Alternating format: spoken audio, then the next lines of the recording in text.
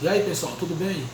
Estamos hoje começando uma aula sobre a Mesopotâmia, os povos da Mesopotâmia. Mesopotâmia significa terra entre rios, né? Os dois principais rios da Mesopotâmia eram o rio Tigre e o rio Eufrates. Lá é dito por alguns historiadores como o berço da humanidade, uma das regiões que se encontrou as mais antigas sociedades do mundo, do planeta, né? As mais antigas organizações sociais, né, de seres humanos, vamos dizer assim, de cidades organizadas, com estado e tal. Por exemplo, lá existia um povo chamado Amorita, os assírios, os caldeus, povos, né, que se desenvolveram nessa região. Lá, gente, nós temos também um povo chamado Sumério, né? Os sumérios, que foram talvez os primeiros povos que se organizaram por essa região, eles desenvolveram uma escrita, a escrita sumeriana, né? A escrita sumeriana era uma escrita cuneiforme.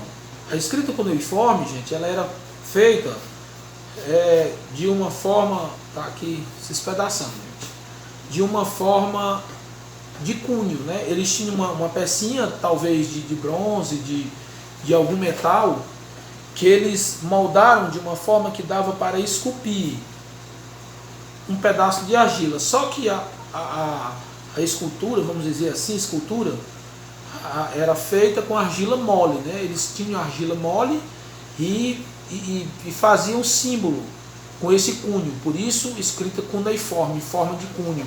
Então eu tenho aqui algumas amostras que eu mesmo produzi de algumas palavras, né?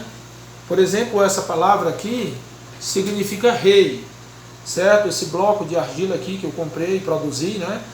Tenho aqui outra peça de argila, né?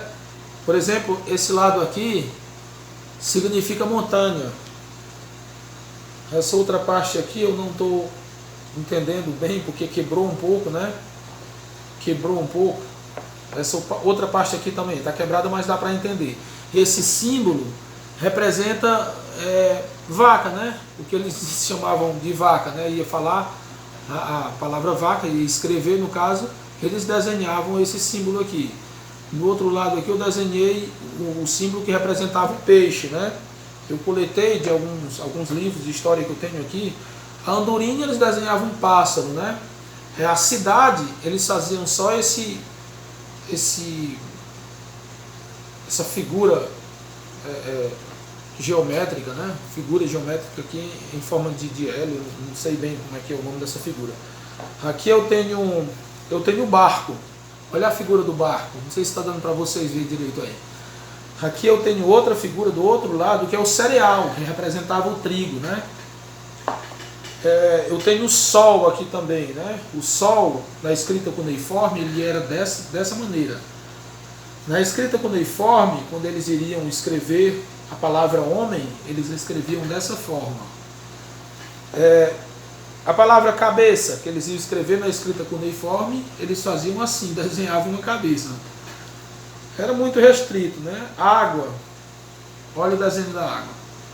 Então, cada palavra tinha um símbolo. Não que fosse assim uma palavra que desse um sentido fonético, tal, desse aquela conexão, né, de fonética com a escrita, mas um símbolo. Então, a escrita cuneiforme, né, uma escrita sumeriana, foi uma escrita que, né, foi estudada durante muitos anos, para que a gente pudesse entender hoje, fazer a tradução e saber mais ou menos o que representa certos símbolos. Outra coisa muito importante que teve nessa época foi o rei Hammurabi, né, que era um rei amorita. Ele escreveu, mandou muitos funcionários dele, né, coletar todas as leis que existiam naquela região. E ele montou uma lei para ele, né, um código, uma constituição, vamos dizer assim. Ele montou um bloco de leis escritos assim, em argila, certo? Em tábuas de argila. Não existia, gente, papel. O papel, a escrita, o documento era feito na argila, assim na argila. Não tinha nada escrito em papel. Então, as leis eram escritas em tábuas, em peças de argila, não pequenininhas assim como essa minha, mas peças grandes, né? E eles escreviam e guardavam nas bibliotecas, né? Falando em biblioteca, a gente teve um rei muito importante na Babilônia, nessa região da Mesopotâmia, que no caso um rei babilônico, que depois dos assírios, depois dos caldeus, depois dos amoritas, aliás, depois dos assírios não, que ele era assírio, né? Depois dos caldeus, depois de vários povos que viveram nessa região, apareceu um rei chamado Assurbanipal, que ele era um rei assírio. Inclusive os assírios, eles eram muito perversos, gente. Eles tinham um exército muito bem preparado, usavam ferramentas, né, espadas, flechas feitas de metal, que era estranho para a época, né? Poucas sociedades utilizavam o metal como uma arma, como um instrumento de guerra, tal. E outra coisa muito importante que os assírios trouxeram foi o cavalo. O cavalo montado, eles montavam no cavalo, o cavalo já pronto para ser montado, né? Cavalo com sela, arreio, tudo já pronto para ser um instrumento também de guerra, utilizar como um transporte, um instrumento de guerra, um veículo de guerra. E eles eram bons arqueiros também, acertavam de longe as pessoas, né? Eles torturavam os seus prisioneiros quando pegavam, eles tinham uma forma de matar muito cruel.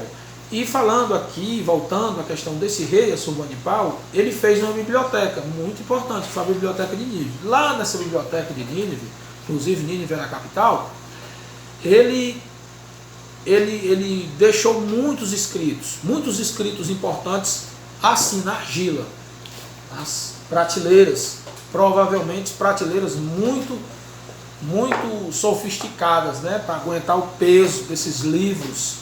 Cada folha pesava talvez 2 quilos, cada folha de livro, né?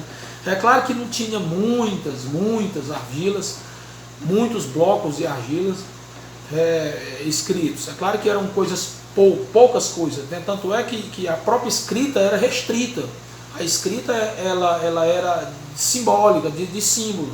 Não é com essa escrita fonética que a gente tem hoje, né? A escrita dessa época era uma escrita na base do símbolo. Outra coisa importante aqui que eu tenho que lembrar para vocês, um pouco antes aqui, Jesus, a lei do talião. Sim, falando aqui do Código de Hammurabi, eu estou aqui misturando aqui, mas vai ter nas questões, vai ter essa misturada toda, né, para você poder entender. Então estou vendo aqui os tópicos mais importantes, né? Não precisa você se preocupar com datas, com ano, com essa coisa. Eu quero apenas que você entenda o mecanismo, como tudo isso aconteceu, né? Esse movimento, né, de mudanças sociais que foram acontecendo aos poucos a partir da implantação dessas sociedades que se desenvolveram, né, nessa região da Mesopotâmia. A lei do talião, que no caso foi no Código de Hammurabi, né? Hammurabi foi aquele rei, né, que eu tinha falado há pouco tempo aqui dele, o rei Amorita da Mesopotâmia, que criou, mandou os caras montar um código para ele, uma constituição. Ali estava todos os direitos e deveres do povo dele, daquele povo que ele gerenciava, que ele reinava sobre aquele povo, né? Então, esse código de Hammurabi, ele ficou conhecido como a lei do talião. O que é a lei do talião? É a lei que é olho por olho, dente por dente. Ou seja, se você mata, você tem uma sentença também que é a morte. Se você rouba, alguém tem que retirar alguma coisa sua. Tem só um exemplozinho aqui, que eu sempre cito ele, que é, por exemplo, a questão do engenheiro. Vamos supor, se um engenheiro, naquela época, né, lá na lei do talião tem dizendo assim, se o engenheiro construir uma casa e essa casa cair e matar o dono da casa, o engenheiro será digno de morte. Outra situação, se o engenheiro construir uma casa e esta casa vir a cair e matar o filho do dono da casa, o filho do engenheiro é digno de morte. Então eles tinham essa forma de punir as pessoas de acordo com o crime que as pessoas faziam. Entendeu? Então é mais ou menos isso, gente. Os pontos que eu vou cobrar aqui da minha atividade está ligado basicamente sobre esse assunto aqui que eu falei, né? Eu frisei mais em cima das questões que eu elaborei para vocês. Semana passada muita gente reclamou sobre a questão do simulado que eu passei. Ah, professor, não tinha nada a ver. Aí eu estou tentando fazer esse vídeo hoje para você poder entender as questões que eu vou passar para vocês, já estão elaboradas, e que possa ter mais uma clareza, né, nessa explicação com a questão. Tá certo, gente? Então vou mandar o link para vocês vão assistir e vão fazer a minha atividade. Valeu?